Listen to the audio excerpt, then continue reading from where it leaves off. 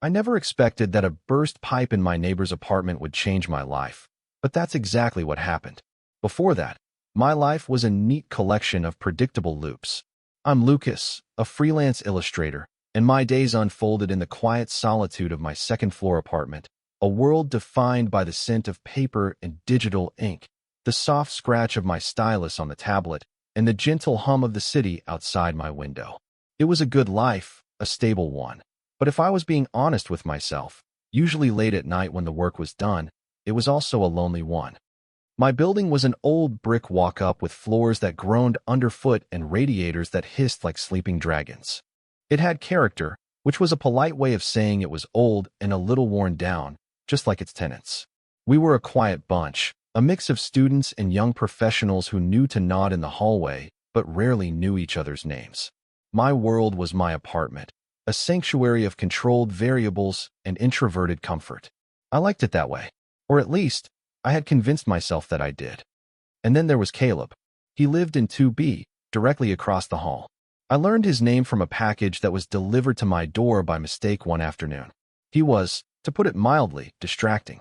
He was a carpenter, and he had the build to prove it, broad shoulders and strong arms, usually dusted with a fine layer of sawdust that clung to his dark hair and the stubble on his jaw. He moved with a kind of easy, unself-conscious confidence that I, in my perpetually overthinking state, could only marvel at. Our interactions were minimal, fleeting moments in the shared space of our hallway. A quick, "Hey," as he headed out early in the morning, the metallic clang of his toolbox a stark contrast to the quiet shuffle of my slippers. A nod as I brought in groceries. He had a smile that was surprisingly warm, crinkling the corners of his eyes, but it felt like the kind of universal, friendly smile he would give anyone. An elderly neighbor, a stray cat, the mailman. It didn't feel personal. In my head, he was a fixed point in a different universe. He was the guy who probably spent his weekends hiking or playing some intensely physical sport with a loud group of friends, the kind of friends who slapped each other on the back and drank beer straight from the bottle. He was the epitome of a life lived out loud in the sun. I, on the other hand, lived in the soft, indoor glow of a desk lamp. He was, by all accounts, straight. And even if he weren't, he was so far out of my league that we might as well have been living on different planets. He was a bright, burning star, and I was a quiet satellite, content to observe from a safe, predictable orbit. That was the story I told myself, anyway. The change came on a Tuesday night. It arrived not with a bang, but with a frantic knocking on my door. It was late, almost 11, and I was just finishing a complex digital painting, my eyes burning from staring at the screen. The sound made me jump. No one ever knocked on my door that late. I slid off my chair, my joints protesting, and peered through the peephole. It was Caleb, looking stressed, his hair damp and sticking to his forehead. I opened the door. "Caleb, is everything okay?" He ran a hand through his hair, looking utterly defeated. "Hey, Lucas. Sorry to bother you so late. But, I've got a bit of a disaster on my hands." He gestured vaguely toward his apartment, and that's when I heard it. A faint but persistent sound of rushing water. A pipe burst behind the drywall in my bathroom. It's a mess. The water is off for the whole building now, and my place is flooded. My eyes widened. "Oh my God. Are you all right?" "Yeah, I'm fine. Just wet," he said with a wry, tired smile. "The landlord has a restoration crew coming in the morning, but they said it's going to be at least a week, maybe longer, before the apartment is livable again. Drywall, flooring, the whole 9 yards," he sighed, the sound heavy with exhaustion. He looked smaller, somehow. Less like the confident man I saw every day, and more like someone just trying to hold it together. "That's awful," I said, meaning it. I couldn't imagine the violation of my own carefully curated space being torn apart like that. He shifted his weight, avoiding my eyes for a second, and the confident facade seemed to crack just a little more. "Yeah. So, this is a huge ask, and please feel free to say no, but all my friends live clear across town, and hotels are crazy expensive right now. I was wondering, and again, it's totally okay if not, if I could maybe crash on your couch for a few nights? Just until I figure something more permanent out. I'll be out of your hair, I promise." My mind raced. My couch. In my quiet, solitary apartment. My predictable loops. My safe orbit. All of it was about to be disrupted by the very person who occupied so much of my private speculation. My anxiety spiked, a familiar cold knot in my stomach. But then I looked at him again, really looked at him. He wasn't the confident archetype I'd built in my head. He was just a guy whose home was currently underwater, looking lost and vulnerable in a way I'd never seen before. And there was really only one answer a decent person could give. My heart hammered against my ribs, a frantic bird trapped in a cage. Of course, I heard myself say, the words feeling foreign in my own mouth. Yeah, absolutely. Don't worry about it. Come on in. Caleb's shoulders sagged with a relief so profound it was almost visible. Really? Oh man. Lucas, thank you. You're a lifesaver. The smile he gave me then was different. It wasn't the casual, polite smile from the hallway. This one was personal. It was aimed directly at me, and it felt like turning a corner and walking unexpectedly into the sun. The first night was a ballet of awkward politeness. I cleared my clutter from the living room, a chaotic mix of art books and half-finished sketches, while he went back to his damp apartment to grab a duffel bag with a few essentials. When he returned, he was quiet, moving with a carefulness that seemed at odds with his size, as if he was afraid of breaking something in my small, meticulously arranged world. I made up the couch with my best set of sheets and a spare pillow. I know it's not much, I said, smoothing a wrinkle from the duvet. It's perfect, he insisted, his voice low and sincere. Seriously, thank you. We stood there for a moment in the quiet hum of the refrigerator, the space between us charged with the strange intimacy of a forced situation. He was a solid presence in my living room, a disruption to the familiar landscape of my life. He smelled faintly of damp drywall, and something else, something clean and masculine like sandalwood. It was unsettling and, to my alarm, incredibly pleasant. The next few days settled into a strange new routine. He was gone early each morning, heading to work before I was even fully awake. But he was home in the evenings, and the silence I was so accustomed to was replaced by the soft sounds of another person existing. The creak of the floorboards as he moved, the soft thud of his boots by the door, the sound of the shower running at a different time than my own. We started eating dinner together. It felt like the right thing to do. The first night, I cooked a simple pasta, and we ate at my small dining table, which usually served as a secondary workspace. The conversation was stilted at first, full of the usual questions about work and hobbies. But as the days passed, something began to shift. The polite distance began to shrink. I learned that he didn't play sports on the weekends. He spent his time in a shared workshop, building custom furniture. His face lit up when he talked about it, about the grain of the wood, the satisfaction of a perfect dovetail joint. He pulled out a worn sketchbook from his bag one night and showed me his designs. They were beautiful, elegant, clean lines, a marriage of form and function that was unexpectedly artistic. He wasn't just a carpenter. He was a craftsman, an artist who worked with wood instead of ink. That was the first crack in the facade of the man I thought he was. He wasn't just the loud, confident guy I'd imagined. He was thoughtful, passionate, and surprisingly observant. He noticed things. He noticed the way I organized my pencils by color, the specific brand of tea I drank in the afternoon, the old, slightly sad-looking succulent I kept on my windowsill. One night, I was racing to finish a project with a tight deadline. I'd been hunched over my tablet for hours, my back aching and my eyes feeling like they were full of sand. I was so absorbed I didn't even hear him come in. I only realized he was there when a warm ceramic mug was placed gently on the desk beside my hand. I looked up, startled. Caleb was standing there, a soft smile on his face. "You look like you needed this," he said quietly. It was chamomile tea, the kind he'd seen me drink before bed. He hadn't asked. He had just noticed, and he had acted on it. "Thank you," I managed to say, my voice a little hoarse. He just nodded and retreated to the living room, leaving me with the fragrant steam rising from the mug and a warmth spreading through my chest that had nothing to do with the tea. It was such a small thing, a ridiculously small thing, but no one had ever done that for me before. No one had ever paid that kind of quiet attention. It was a gesture of simple, unprompted care, and it felt significant. It felt like a message I was almost too afraid to try and decipher. Hope is a dangerous, fragile thing. It had been dormant in me for so long that I'd forgotten what it felt like. Now, it was a tiny, tentative sprout pushing its way through cracks in my carefully constructed defenses. I found myself watching him, studying the little details. The way he'd bite his lower lip when he was concentrating on a sketch. The low, rumbling sound of his laugh when we watched a comedy on my laptop, huddled together on the couch. The unexpected gentleness in his large, calloused hands as he handled a delicate ceramic mug. Each small interaction was a piece of a puzzle I was desperately trying to solve. Was this just how he was with everyone? Was he just a fundamentally kind person, and I was reading too much into it because I wanted to? My anxiety and hope were locked in a constant, silent battle. I would spend hours replaying a simple conversation, analyzing his tone, his choice of words, his body language. It was exhausting. He asked me about my work, and his interest was genuine. He didn't just nod along. He asked smart questions about my process, about composition and color theory. He told me he admired how I could create entire worlds from nothing.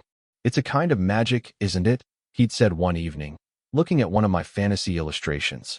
And when he said it, he was looking at me, not the drawing, and his eyes had an intensity that made it hard for me to breathe. The lines were blurring. He was no longer just the guy from across the hall. He was the man who lived on my couch, who knew how I took my tea, who made my small apartment feel less empty. He was becoming a part of my world, and the thought of him leaving when his apartment was fixed had started to feel like a physical ache in my chest. I was falling for him, and I was terrified. The turning point came on a Saturday, about a week into his stay. I woke up feeling awful. A throbbing headache, a fever that made my skin feel both hot and cold, and a deep, rattling cough. I'd caught a nasty cold, the kind that completely wipes you out and leaves you feeling pathetic and weak. I spent most of the day in bed, drifting in and out of a restless, feverish sleep. Caleb was amazing. He checked on me every hour, bringing me water, ibuprofen, and a bowl of soup he'd somehow managed to make in my sparsely stocked kitchen. He was quiet and efficient, his presence a comforting weight in the apartment. He didn't fuss, but his concern was obvious in his gentle movements and the soft, worried look in his eyes. By evening, I felt disgusting. My hair was plastered to my forehead with sweat, and my whole body ached. I decided a hot shower might make me feel human again. It was a monumental effort just to get out of bed and stumble to the bathroom. I turned the water on as hot as I could stand, hoping the steam would clear my head. But the heat and the steam only made me feel dizzier. I leaned against the cool tile wall, my legs feeling like they were made of wet sand. I managed to squeeze some shampoo into my hand and work it into my hair, but the simple act of lifting my arms above my head left me breathless and shaky. The room was starting to spin. I closed my eyes, trying to will the dizziness away, and my foot slipped on the wet floor. I caught myself on the wall, my heart pounding with a jolt of adrenaline, a loud thud echoing in the small bathroom. A moment later, there was a soft knock on the door. "Lucas? You okay in there?" I heard a noise. Caleb's voice was muffled but laced with concern. I'm fine," I called out, my own voice sounding weak and shaky even to my own ears. It was a blatant lie. I was not fine. I was dizzy and weak, and the shampoo was starting to run into my eyes, making them sting. There was a pause. "Are you sure? You don't sound fine." He waited another beat. "I'm coming in, okay." Before I could protest, the door creaked open, and he poked his head in. The small bathroom was thick with steam, and he was just a silhouette against the brighter light of the hallway. He took in the scene, me, pale and trembling, leaning against the wall with a head full of suds, and his expression softened with an overwhelming gentleness. "Hey," he said softly, stepping fully inside and closing the door behind him. "You look like you're about to fall over." He grabbed the small plastic stool that sat in the corner of my shower. "Here, sit down before you hurt yourself." Embarrassment washed over me, a hot flush that had nothing to do with the fever. I was weak and pathetic, and he was seeing me at my absolute worst. But I was too unsteady to argue. I sank onto the stool gratefully, the hot water beating down on my back. I tried to lift my hands to rinse my hair again, but my arms felt impossibly heavy. Caleb watched me struggle for a moment, a thoughtful frown on his face. He stepped closer, his boots getting soaked on the wet floor. He reached out and placed his hands on my shoulders.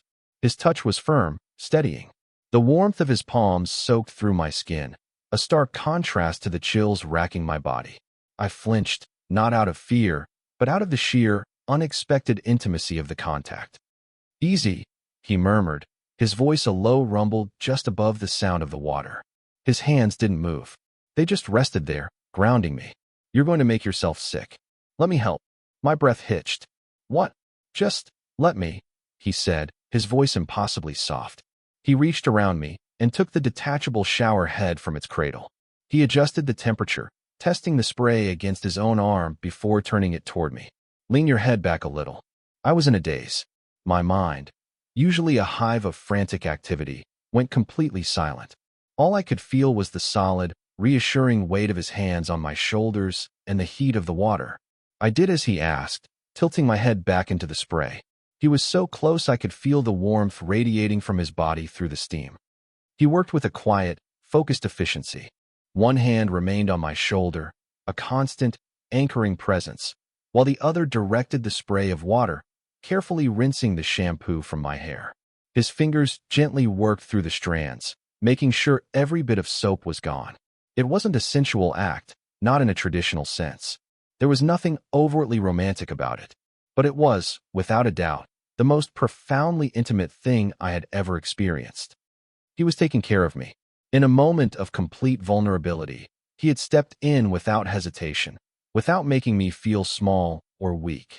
His touch was respectful, gentle, and strong. I could feel the slight roughness of his calluses against my skin, a reminder of his work, of the strength in his hands. But the way he held me was all tenderness. The world narrowed to the small, steamy space of the shower, to the sound of the water and my own ragged breathing, to the steady, grounding pressure of his hands. They never left my shoulders. Not for a second. It felt as if he was holding me together. When he was done, he turned the water off. The sudden silence was deafening. He squeezed my shoulder gently. "There." All done, his voice was still low, but it had a slightly rough edge to it, as if he was just as affected by the moment as I was. He helped me stand, wrapped a towel around my shoulders, and guided me out of the shower without a word, his hand a steady presence on my lower back.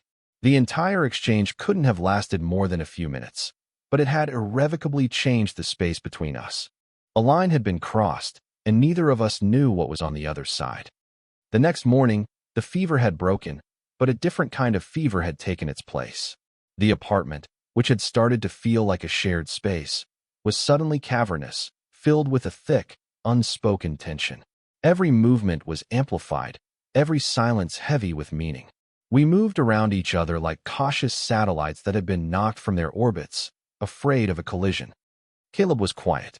He made coffee, but instead of sitting at the table with me like he usually did, he leaned against the counter, staring into his mug as if it held the answers to the universe.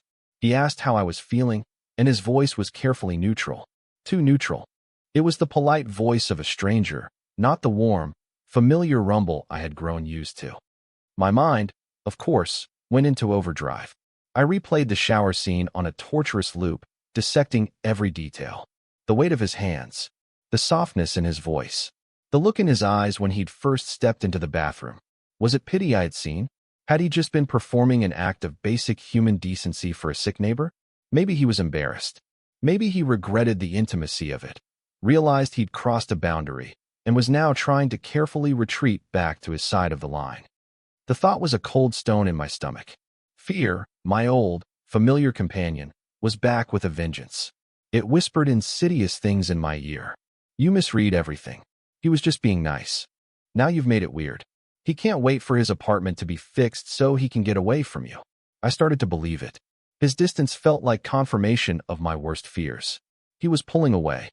I spent the day pretending to work, but I was just staring at a blank screen. My apartment, my sanctuary, now felt like a cage I was sharing with all my insecurities. Every time he entered the room, my heart would leap into my throat. I tried to act normal, casual, but I felt like I was made of glass. I was terrified that he could see right through me, see the ridiculous, hopeful yearning in my eyes. We avoided each other as much as possible in the small space. He said he had to go to the hardware store. I said I had to focus on work. We were building a wall of polite excuses between us, brick by careful brick. The comfortable ease we had built over the past week had vanished, replaced by this fragile, painful awkwardness. It was so much worse than the polite distance we'd had as neighbors. This was a silence born of something shared, something that was now being deliberately ignored. I kept thinking about his hands. I could still feel the phantom pressure on my shoulders, a ghost of a touch that made my skin tingle. Was it just for balance? Was it just to steady me? Or was there something else in that touch? A message of reassurance that went beyond the immediate situation? Hope and fear wrestled within me, leaving me exhausted and raw. I wanted so desperately for it to have meant something more, but I was too afraid to even entertain the possibility. Rejection felt like a certainty, and the potential pain of it was so great that it was easier to retreat into the bleak safety of assuming the worst. By evening, the tension was a palpable presence in the room, a third entity sitting on the couch between us as we pretended to watch a movie. The silence was stretched so taut I felt like it might snap. I couldn't take it anymore. The not knowing was eating me alive. I had to know, even if the answer was the one I dreaded. But it was Caleb who broke first. He muted the television, plunging the room into an even more profound silence. He turned to face me, his expression serious, the dim light from the screen casting shadows across his face. My heart hammered against my ribs. This was it, the conversation I was dreading. He was going to apologize for making me uncomfortable, tell me he'd found somewhere else to stay. "Lucas," he started, his voice low and steady. "We need to talk." I just nodded, unable to form words. My throat felt tight, constricted by a knot of anxiety. He took a deep breath, like a man preparing to dive into cold water. He wouldn't look at me, focusing instead on his hands, which were clasped tightly in his lap. "About last night in the shower. I need to be honest about something." Here it comes, I thought. The gentle letdown. I'm not like that speech. I braced myself for the impact. "The thing is," he continued, finally lifting his eyes to meet mine. They were dark and intense, full of an emotion I couldn't quite read. "My pipe did burst." That part was true. "My apartment really is a disaster." He paused, and the silence stretched for an eternity. "But it wasn't the only reason I asked to stay here. With you."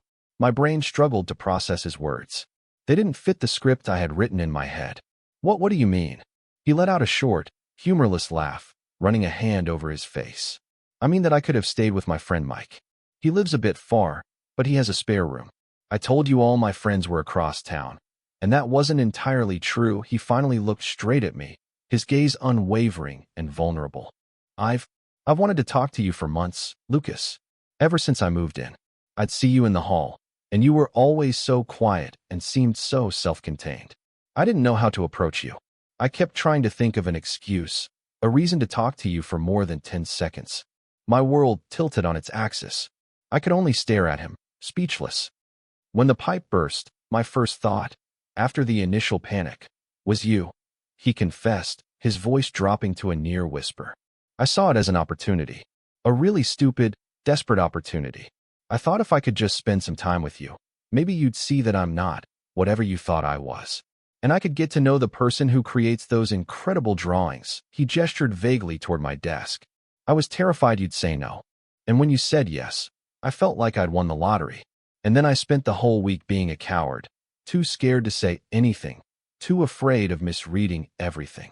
He took another breath, the words rushing out now. And then last night, when you were sick, and I was helping you. I wasn't just being nice, Lucas. I mean, I wanted to help, of course I did. But being that close to you, taking care of you, everything I'd been feeling for months just intensified. And I think it scared me. I've been acting weird all day because I thought I finally crossed a line and freaked you out. I thought you felt it too and that you hated it. A tidal wave of relief washed over me, so powerful it almost made me dizzy. It was so much to take in, but the one clear, shining truth at the center of it all was that I hadn't imagined it. The connection, the tenderness, the meaning behind his touch, it was all real. I didn't hate it. I whispered, the words feeling fragile and immense at the same time. "Caleb, I thought you were the one who regretted it. I thought you were just being kind." I let out a shaky laugh, a sound that was half sob, half joy. "I've been driving myself crazy all day thinking I completely misread you. And I thought you were this super confident guy who had it all figured out." I admitted, my own confession tumbling out. "I thought you were completely out of my league, and definitely not interested in me." A slow, Genuine smile spread across Caleb's face, reaching his eyes and filling them with a warmth that melted the last of my fear. Out of your league? Lucas, I've been trying to get up the nerve to ask you for a cup of coffee for 6 months. The wall of tension and misunderstanding between us didn't just crumble, it evaporated, as if it had never been there at all. All that was left was the raw, honest truth of two people who had been quietly orbiting each other, both too afraid to make the first move. He shifted closer on the couch, the space between us disappearing. "So, you didn't freak out?" he asked, his voice soft. "No," I said, my own voice gaining strength. "I didn't." He reached out then, not for my shoulder, but for my hand. He threaded his fingers through mine, his touch warm and sure. "Good," he murmured, his gaze dropping to my lips. "Because I really want to kiss you right now." And then he did. It wasn't like the chaste intimacy of the shower. This was different. It was a kiss full of all the unspoken things, all the hesitant hope and pent-up longing of the past months. It was gentle at first, a question, and then, as I responded, it deepened into something confident and sure. It was a kiss that felt like a beginning. It felt like coming home. In the weeks that followed, Caleb's apartment was slowly put back together. The plumbers fixed the pipes, the restoration crew replaced the drywall, and the scent of fresh paint filled the hallway. But by the time it was declared livable again, it was already too late.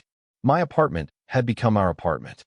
He never officially moved his things back across the hall. It happened gradually, organically.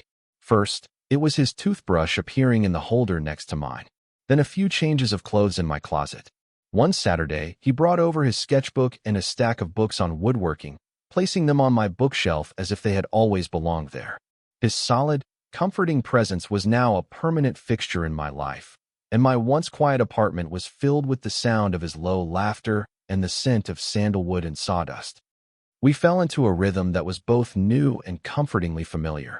We learned each other. I learned that he hummed, slightly off-key, when he was sketching. He learned that I needed a full hour of quiet solitude with my coffee before I could be a functional human being in the morning. We went on dates to small, hole-in-the-wall restaurants. We spent Sundays curled up on the couch, my head on his chest, watching the old black-and-white movies he loved. His world and mine began to merge in beautiful, unexpected ways. My art supplies now shared a shelf with his woodworking magazines. The precise, clean lines of his furniture designs influenced my illustrations, while the vibrant colors of my fantasy world started appearing in the fabrics he chose for his upholstery projects. We were two different people, from two different worlds, who had found a common language in our shared creativity and quiet affection. One evening, months later, we were sitting on the couch, the television playing softly in the background. It had been a long day for both of us. I leaned my head against his shoulder, closing my eyes, feeling the familiar comfort of his warmth. Without a word, he lifted his hand and began to run his fingers through my hair, a slow, gentle motion that was both soothing and deeply intimate. The gesture was so unconscious, so instinctual, but it sent a jolt of pure happiness right through me. It was a perfect echo of that first, terrifyingly intimate moment in the shower, but all the fear and uncertainty were gone. Now it was just this. Just a simple, loving touch, a piece of our shared history that had become part of the comfortable language of our relationship. He was taking care of me, not because I was sick or vulnerable, but just because I was his. I smiled against his shoulder. Life is funny, isn't it? You can spend years building walls around yourself, curating a safe, predictable existence, believing that's all you need. You convince yourself that the big, life-altering moments are things that happen to other people. But sometimes, all it takes is a burst pipe and a moment of unexpected kindness to wash all those walls away. Sometimes, the most profound changes don't come from a grand design, but from the simple, terrifying, and beautiful act of letting someone in, just to rinse the shampoo from your hair.